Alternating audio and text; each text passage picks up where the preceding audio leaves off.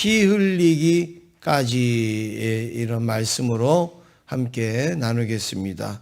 우리 송순재 권사님 감사 예물 드렸습니다.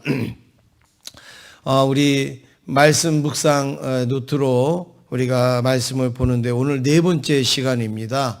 이 네 번째 시간은 손양원 목사님의 그 기도, 손양원 목사님이 아들 동인이를 위해서 쓴 그 기도의 내용을 가지고 함께 말씀을 나누겠습니다. 우리가 지금 이제 여러 그 초대의 목사님들을 우리가 조금 살펴보는데, 손양원 목사님은 조금 다른 분하고 좀 다른 것 중에 하나는, 여러분들이 뭐 너무 많이 아시고 저도 많이 소개를 해서 자세한 거는 뭐 안 하겠지만 1902년에 태어나셨는데, 다른 목사님들은 예를 들어서 무슨 이성복 목사님이나 뭐 이런 목사님들은 중간에 거의 이제 예수를 믿으신 분들, 그리고 변화되신 분들인데, 손양원 목사님은 아버지가 그 장로였습니다. 그리고 기독교 가정에서 자라면서 말씀으로 성장을 했고, 그리고 이제 애양원 교회에서 일하시다가 복음 전하시다가 1948년 10월 달에 여수 순천 반란 그 사건 당시에 그 두 아들이 공산주의자들에 의하여서 살해가 되는 그런 아픔을 겪었고, 나중에 손양원 목사님도 감옥에서 순교하는 그런 일을 겪게 됩니다. 그리고 무엇보다도 손양원 목사님은 그 애양원을 이제 담임하면서 그 나병 환자들을 사랑하고 그리고 그들을 돌보고 하는 그런 내용이 우리에게 알려져 있고, 특별히 아들을 죽인 그 사람을 자기의 양아들로 삼아서 용서하고 하는 그런 모습들이 우리에게 알려져 있어서, 손양원 목사님을 사랑의 원자탄이라, 우리가 감당할 수 없는 그런 사랑의 원자탄을 가지고 있었다, 이런 내용을 우리가 잘 알고 있습니다. 오늘은 그런 어떤 내용보다도 가장 사람이 어려울 수 있는, 가장 힘들 수 있는 감옥 생활을 하면서 아들 동인이에게 편지를 썼습니다. 만약에 우리가 감옥에 들어가 있고 내 자녀에게 편지를 쓴다 그러면 뭐라고 쓸까? 우리가 한번 그냥 생각을 한번 해보시기 바랍니다. 내가 가족들에게, 내 자녀에게 편지를 쓴다. 내가 지금 감옥에서 어려운 일을 겪으면서 자녀들에게 편지를 쓴다. 그러면 무슨 편지를 쓸까? 제가 한번 이런 걸 생각을 해봤어요. 저는 감옥에 들어가면 무슨 편지를 쓸까? 또 여러분들은 감옥에 들어가시면 어떤 편지를 쓸까? 밥 잘 먹어라. 엄마 잘 모셔라. 뭐 어떤 이런 내용들, 뭐 네가 해야 될 일들 잘 감당해라. 뭐 어떤 무슨 뭐 이런 유의 도덕적이고 좀 윤리적인 이런 편지 쓰지 않겠습니까? 그런데 오늘 손양원 목사님이 쓴 이 아들에게 쓴 편지를 보면 한편의 설교와도 같아요. 그리고 어떻게 보면 설교보다도 더 심도 있는 그 내용을 편지에다 쓰고 있어요. 이거는 아들에게 대한 편지라기보다도 이거는 웬만한 성도들에게, 웬만한 어떤 주의 일꾼들에게 이렇게 편지를 쓰는 것도 쉬운 일은 아닐 것 같다. 그런 편지를 손양원 목사님이 썼습니다. 그래서 이 편지 내용을 이제 우리가 설교로 함께 나누려고 하니까 사실은 이게 굉장히 어려운 일이에요. 설교를 설교로 한다는 것도 사실은 어려운데, 이 편지를, 아들에게 쓴 편지를 우리의 설교로 이렇게 다시금 해서 여러분하고 나눈다라는 게 굉장히 어려운 일입니다. 쉽지 않은 거예요. 그렇지만 또 여러분들이 잘 이해하시고 또 우리가 또 은혜로 받아들일 수 있을 것이라고 믿고 제가 조금 이렇게 말씀을 전하면, 지금 이 손양원 목사님이 편지를 쓴 내용의 제일 큰 핵심은 뭐냐? 첫 번째인데, 그게 결코 죄를 범하지 말라. 결코 죄를 범하지 말라. 밥 잘 먹어라, 뭐 이런 내용이 아니에요. 죄를 범하지 말라. 이게 손양원 목사님이 이 아들에게 쓴 편지의 내용입니다. 그러면서 이렇게 조금 제가 소개하면 이런 내용을 씁니다. 나는 무엇보다도 너희들이 행여나 죄를 범할까 늘 마음에 염려가 된다. 물론 너희들이 그렇지 않을 것만은 의심하지 않으나 행여나 마귀의 유혹에 빠질까 아버지로서 어떤 마음을 쓰지 않겠느냐. 나는 지금 이같이 수감 중에 있어도 어릴 때부터 주의하지 않아서 몸에 밴 죄악과 아직도 싸우고 있다. 죄의 씨가 얼마나 무섭고 강한지 이루 말할 수 없구나. 이게 어떤 뭐 바울이 디모데에게 쓰거나 뭐 이렇게 생각한다면 뭐 그럴 수 있잖아요. 근데 이거 지금 아버지가, 목사님인 아버지가 그 아들에게 지금 편지를 쓰는 내용이 지금 뭐 이런 내용이에요. 너희들이 죄를 지을 거라고 나는 생각을 안 한다. 그런데 행여나 마귀가 유혹할 수도 있지 않느냐. 우리에게 시험이 올 수도 있지 않느냐. 그러면서 자기를 얘기해요. 자기는 어릴 때서부터 내가 주의하지 않아서 죄가 몸에 배었다. 죄가 몸에 배었다. 그래서 아직도 이 감옥에 들어와서도 내가 싸우고 있다. 사도 바울처럼 내가 죄인 중에 괴수다 이거죠. 그러면서 내가 그 육체와 싸운다고 사도 바울이 얘기한 것처럼 이 목사님이 이야기하면서 죄의 씨가 얼마나 무섭고 강한지 이루 말할 수 없다. 죄가 너무나 무서운 거다. 죄가 너무나도 그 강한 그 씨의 성향을 가지고 있다. 이러면서 오늘 그 4절을 이야기합니다. 우리 4절을 다시 한번 읽겠습니다. 4절입니다. 시작.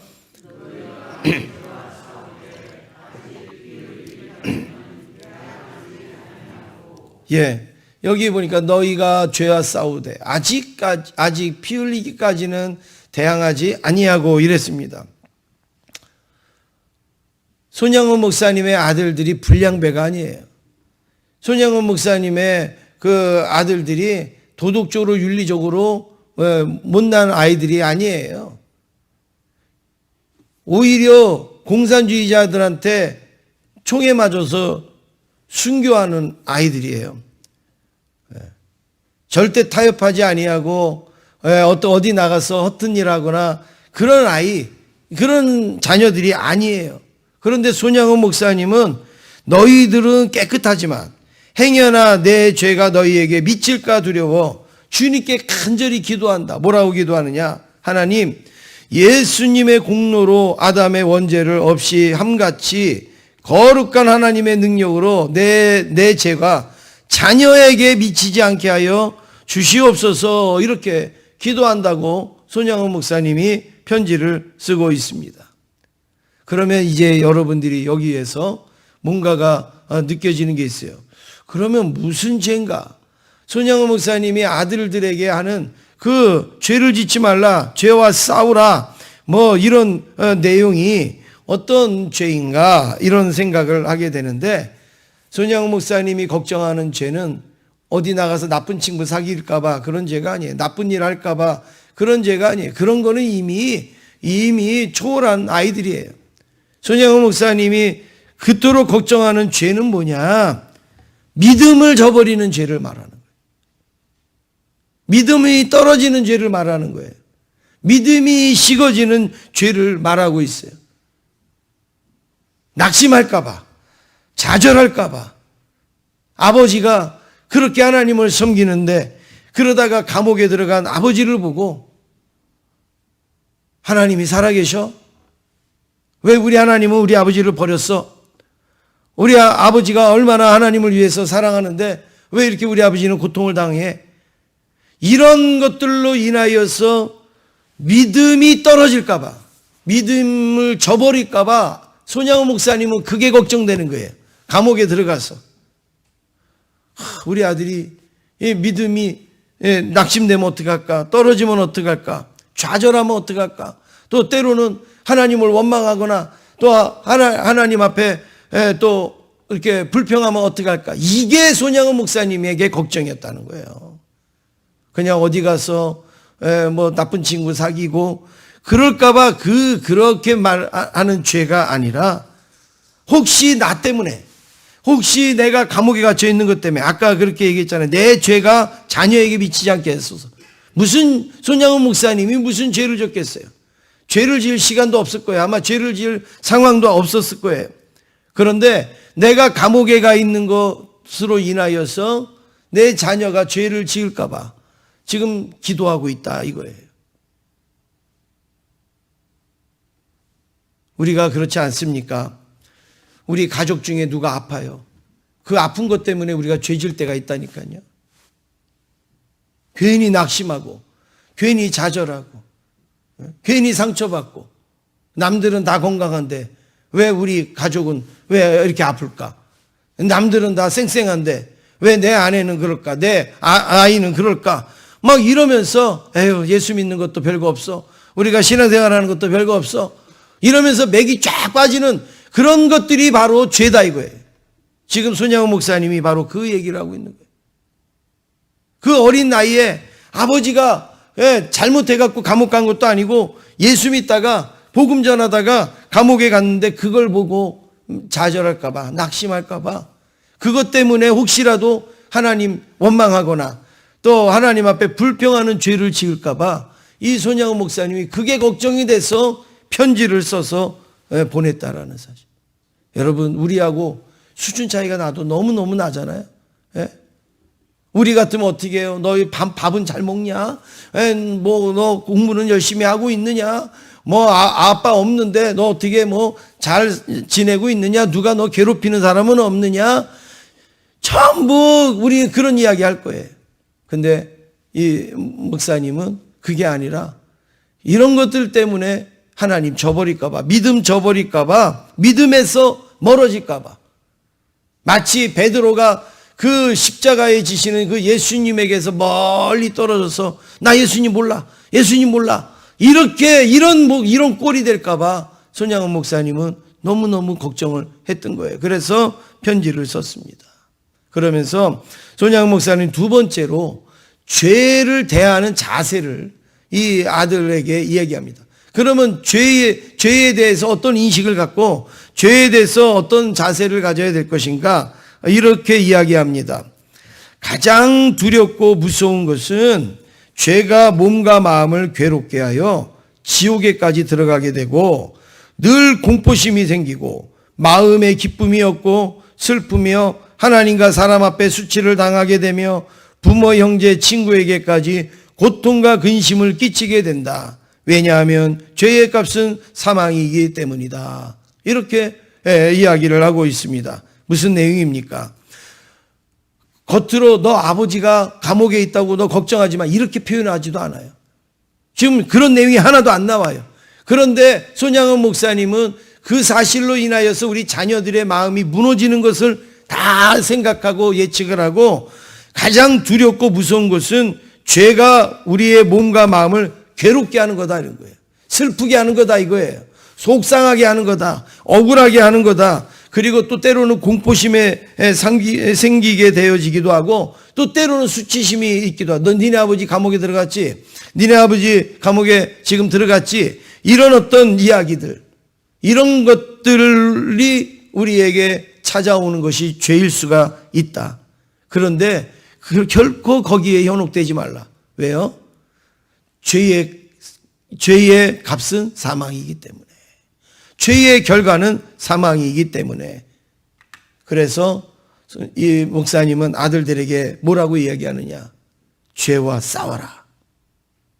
죄와 싸워라.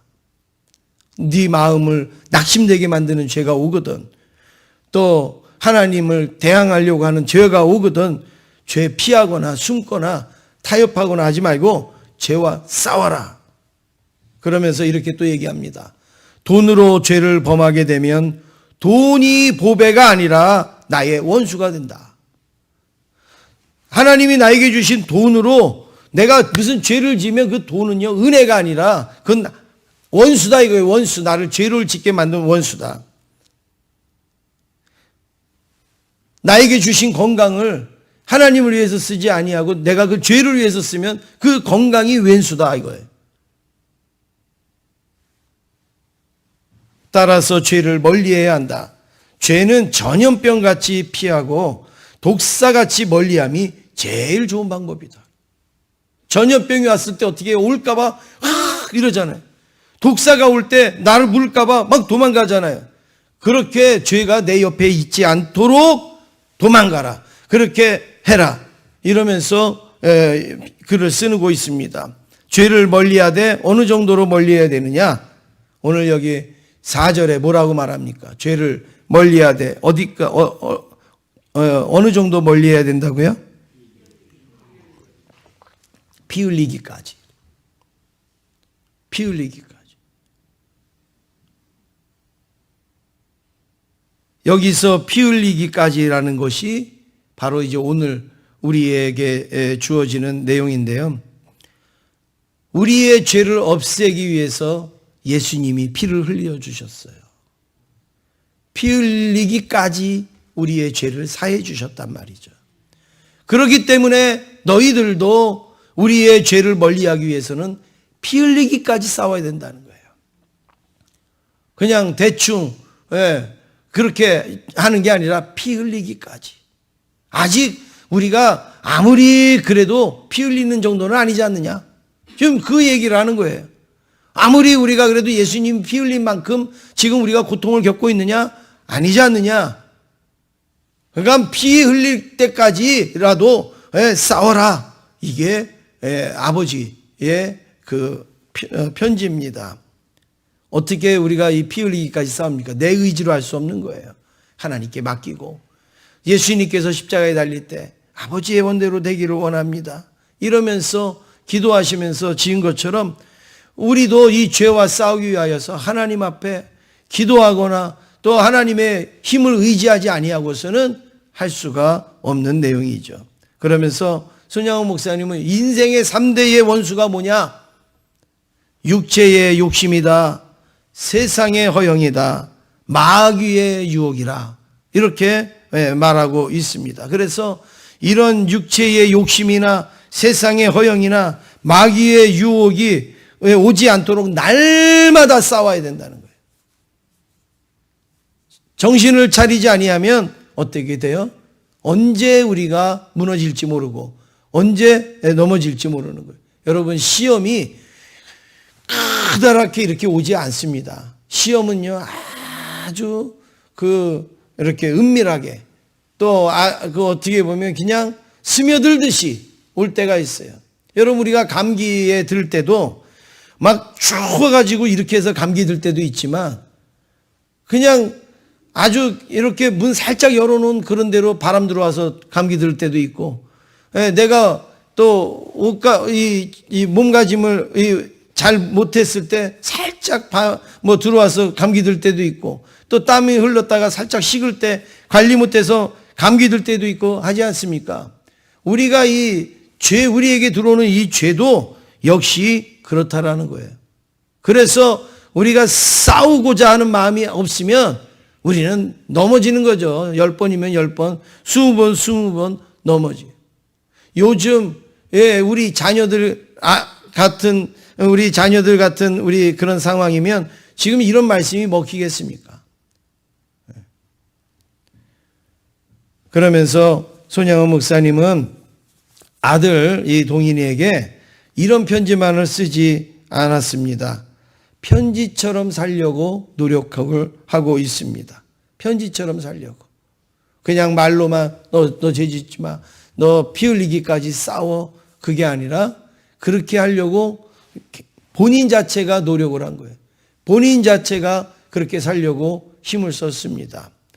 고난주간에 우리가 지금 가질 생각이 무엇입니까? 이 편지를 통하여서 우리가 살펴볼 게 뭡니까?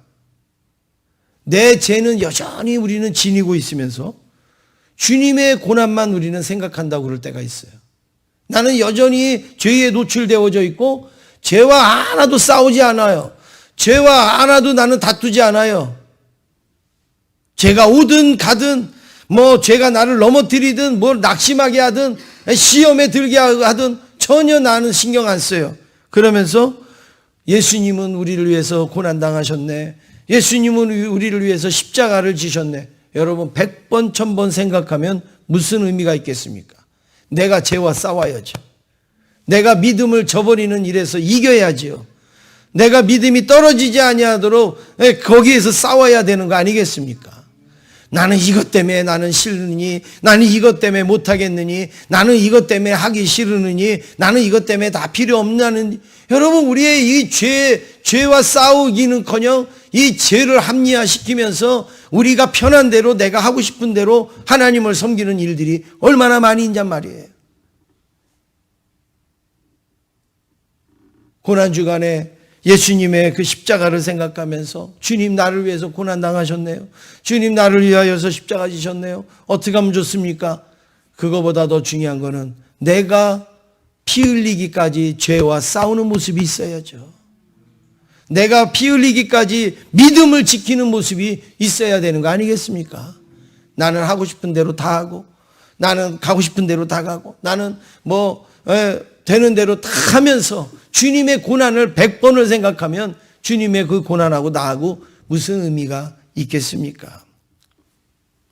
실제로 예수님은 피 흘리면서까지 우리의 죄를 해결하기 위해서 싸우셨습니다. 내일은 예수님께서 십자가에 달려서 피 흘려 돌아가신 날입니다. 예수님이 우리의 죄를 위해서 피 흘려 싸우신 것처럼 저와 여러분도 우리 자신의 죄와 싸우실 수 있기를 원합니다. 우리는 우리 자신이나 나에게 속한 것에 대해서 너무 관대해요. 너무 관대해. 그럴 수도 있지. 아유, 얼마나 바쁜데, 얼마나 힘든데, 살기가 얼마나 힘든데, 얼마나 약한데. 아유, 그럴 수 있지. 어떻게 그런 걸 다 하고서 어떻게 믿음으로 살 수 있어? 어떻게 이렇게 다 믿음을 지키면서 살 수 있어? 우리도 먹고 살아야지. 우리도 살 거 살아야지. 예수님 고난당하시고 죽었다고 우리까지 그렇게 살 게 뭐가 있겠어? 우리 얼마나 이렇게 당당하게 우리를 합리화합니까? 이 고난주간만큼이라도 나를 위하여서 죄와 싸우셨던 그 주님처럼 우리도 한번 믿음으로 살아보려고 싸우실 수 있기를 간절히 원합니다. 믿음이 흔들리거나 믿음이 손해되거나 우리의 믿음을 저버리지 않도록 여러분 싸우실 수 있기를 원합니다. 히브리서 1절, 12장 1절, 2절 말씀이 뭐예요? 계속 예수님을 바라보라 이거 아니에요. 예수님을 바라보라. 이 손양은 목사님의 걱정은 내가 감옥에 들어와 있으므로 우리 아들들이 예수님 바라보는 눈이 흐려질까 봐, 낙심될까 봐, 좌절할까 봐 크게 걱정이라는 거예요. 저 아버지 없이 어떻게 살까? 얼마나 저 아버지 없이 무시당할까? 그런 게 아니에요. 인간의 욕심과 인간의 형편과 처지 때문에 그 걱정을 한 게 아니라 하나님 제대로 안 믿을까 봐, 하나님 제대로 섬기지 않을까 봐. 왜 아들을 아끼는 마음 없겠어요? 왜 아들을 돌보고 싶은 마음 없겠어요? 근데 그거보다 더 중요한 건 믿음이기 때문에. 사랑하는 성도 여러분, 우리가 이 한 주간 며칠 안 남았지만 우리도 믿음을 저버리지 않도록 이 죄와 싸우는 고난주간이 될 수 있기를 원합니다. 적어도 우리가 주님의 고난에 동참하고자 하는 마음으로 주님이 나를 위해서 십자가 지셨는데 나도 주님만 바라봅니다. 나도 주님만 의지합니다. 그래도 내가 피 흘리기까지는 아니지 않습니까? 아직은. 주님은 피를 흘려주셨는데 하나님, 내가 감사함으로 이 길을 가고 감사함으로 십자가를 지고 나도 따라가기를 원합니다. 이런 고백이 저와 여러분에게 있기를 주님의 이름으로 축원합니다.